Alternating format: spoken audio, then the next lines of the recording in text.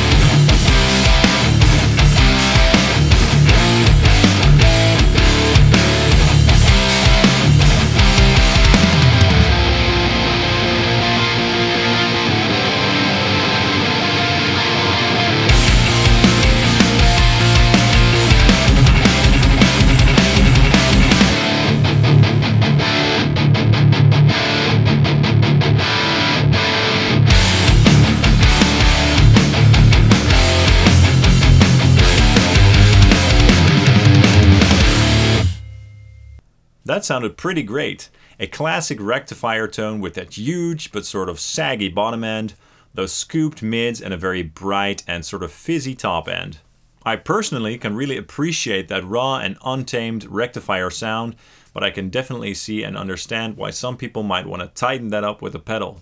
Now let's go ahead and listen to the same amp, but this time with the Maxon OD808 Overdrive in the chain. Let's see how the amp sounds with this classic green overdrive pedal. I'll switch between the boosted and unboosted amp during the comparison, and I'll also include some isolated segments so you can hear the guitars by themselves. Okay, here we go.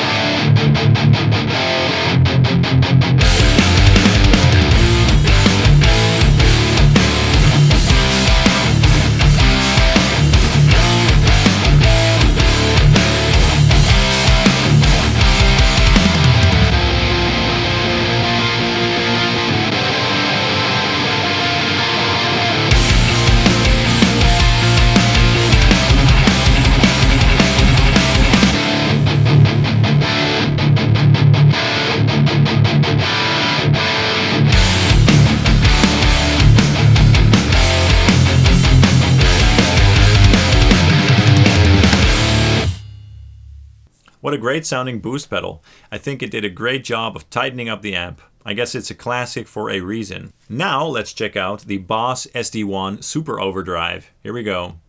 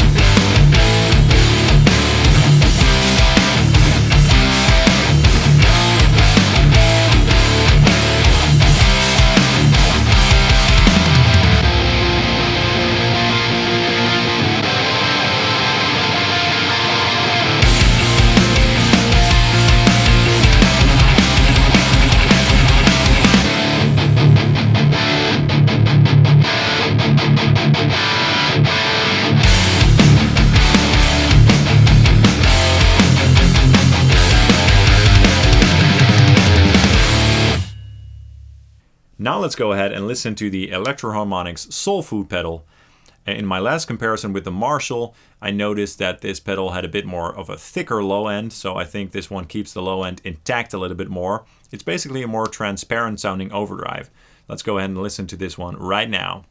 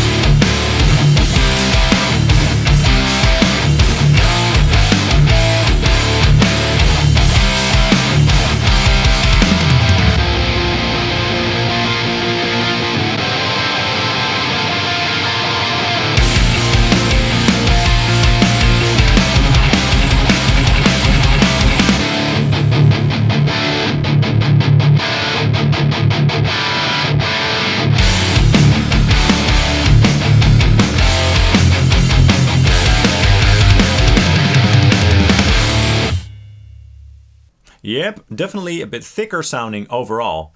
This is a good pedal to have to boost your amp while retaining the characteristics of the amp a bit more. So this is a very transparent pedal, depending on how you set the controls, of course. Now let's check out the Mud Killer by Electric Eye Audio. This pedal is very powerful and flexible, so it can do a lot. In this comparison, however, I'm going to use it in a similar way as to how I use the other pedals that we've tried so far. Let's go ahead and listen to the Mud Killer by Electric Eye Audio.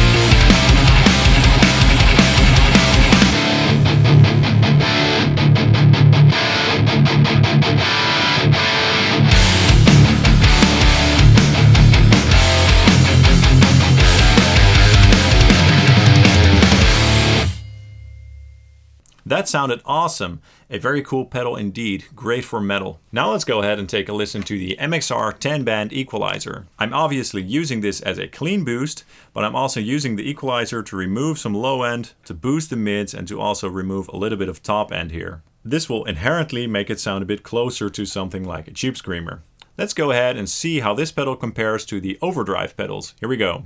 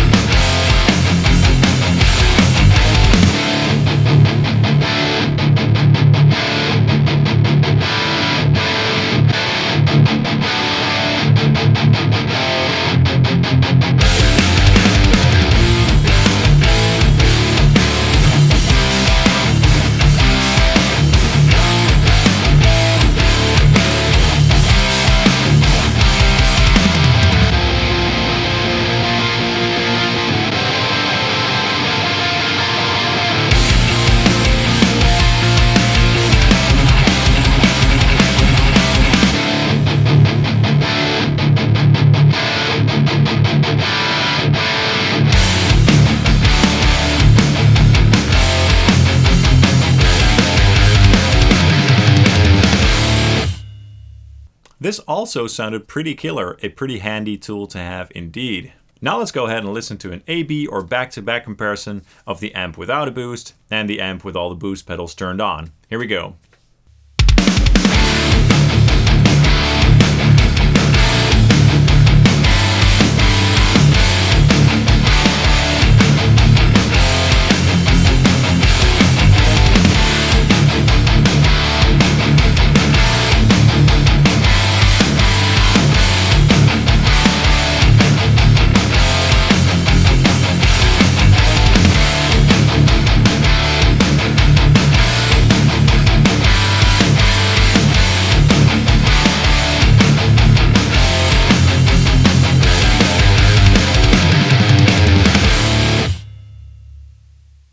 was awesome.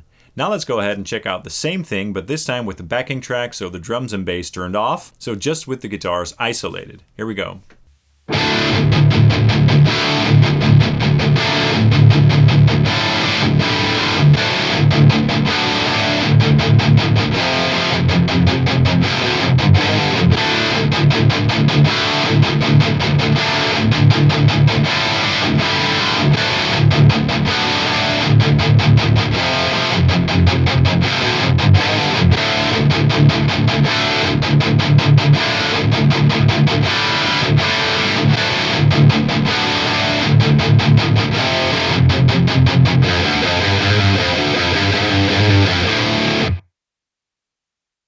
Alright, that was very interesting indeed. I can definitely hear that all the pedals have their own unique characteristics, but the differences are quite subtle throughout, I think. I guess I will always sound like me, my guitar will always sound like my guitar, and my rectifier will always sound like a rectifier. A Mesa Rectifier definitely has a very unique and pronounced character, but I think that all the pedals did a great job of tightening up the amp and taking it to the next level when it comes to gain and aggressiveness. Did you prefer the amp without a boost pedal on perhaps? Or did you favor one of the overdrive pedals over the others for some reason? I'd love to know, so please drop a comment in the comment section down below. That's all for now. I really hope you enjoyed this video. Please drop a like and share this video if you can, and also hit subscribe along with the notification bell. And you can also follow Sonic Drive Studio on Facebook and Instagram. Thank you so much for watching, and I'll see you in the next video. Cheers!